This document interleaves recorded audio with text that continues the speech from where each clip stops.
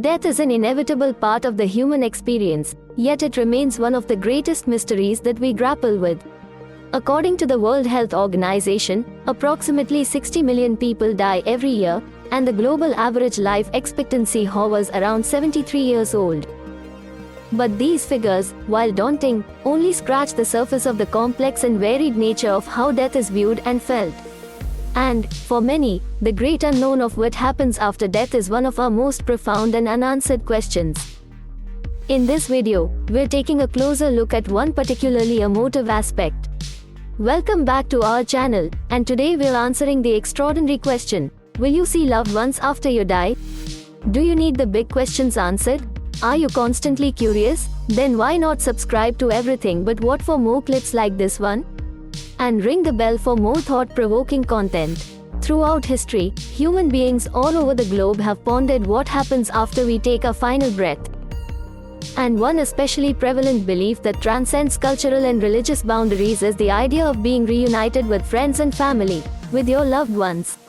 Rightly or wrongly, it's a concept that has been woven into the fabric of our species' thought for centuries, stemming from religious doctrines, legend and folklore, and spiritual traditions.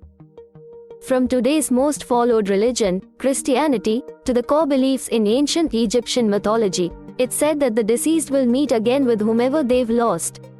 Assuming, of course, that you don't end up in whichever version of hell or the underworld that your culture threatens. In general, however, we know that so much of what we tell ourselves about death is deeply rooted in the human psyche. At its simplest, mortality is a very difficult thing to come to terms with. And some argue that actually we never fully accept or understand it. Terror management theory says that, really, everything we do is in some way influenced by our underlying realization that we will, one day, die. And the curious balance between the inevitability but also unpredictability of our own looming demise is what guides all of our thoughts and decisions.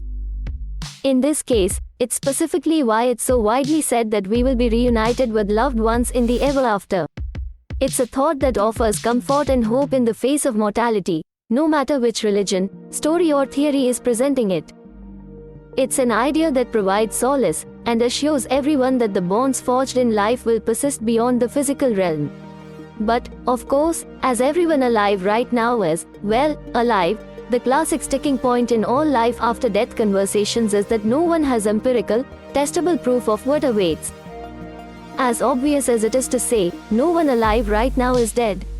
And, while there are many who've survived major scares, including long periods of time when their heartbeat has flatlined, it's a plain fact that anyone offering any kind of theory, recollection or depiction of the afterlife has first and foremost lived to tell the tale.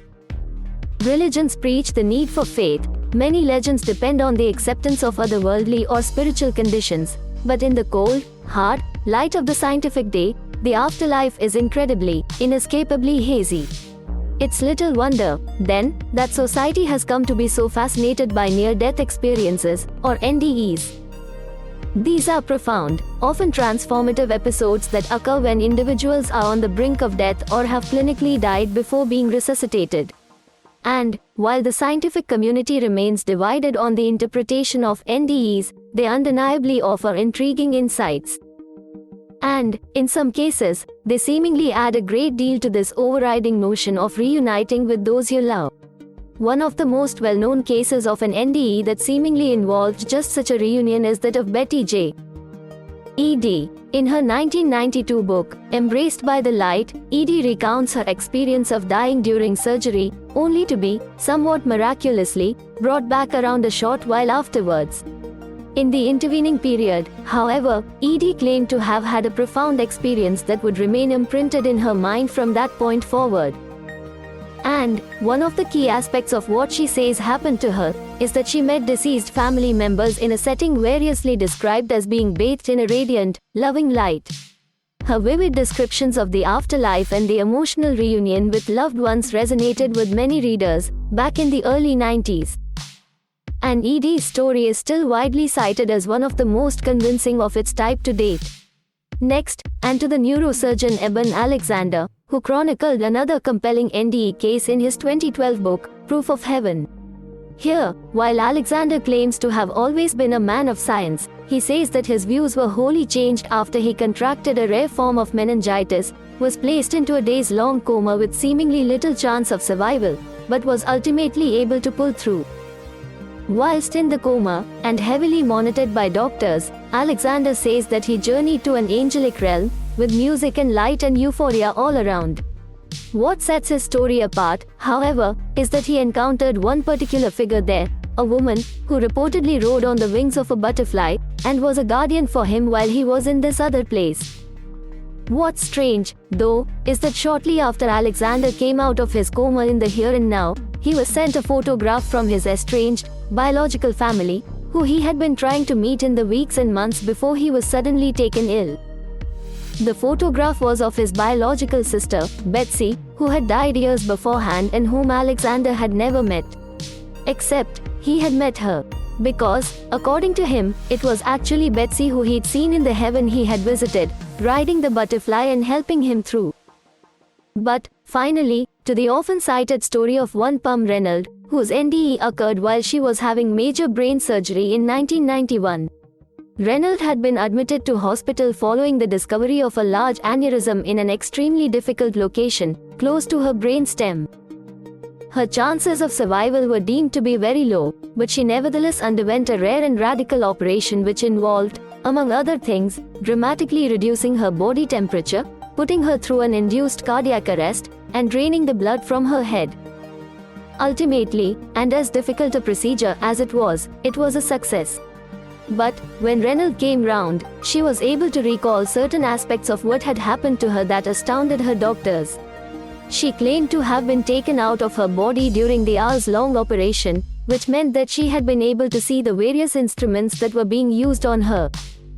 She also reported having heard conversations that were taking place around the operating table, all while she was clinically dead, given the dramatic extent of her hospital treatment.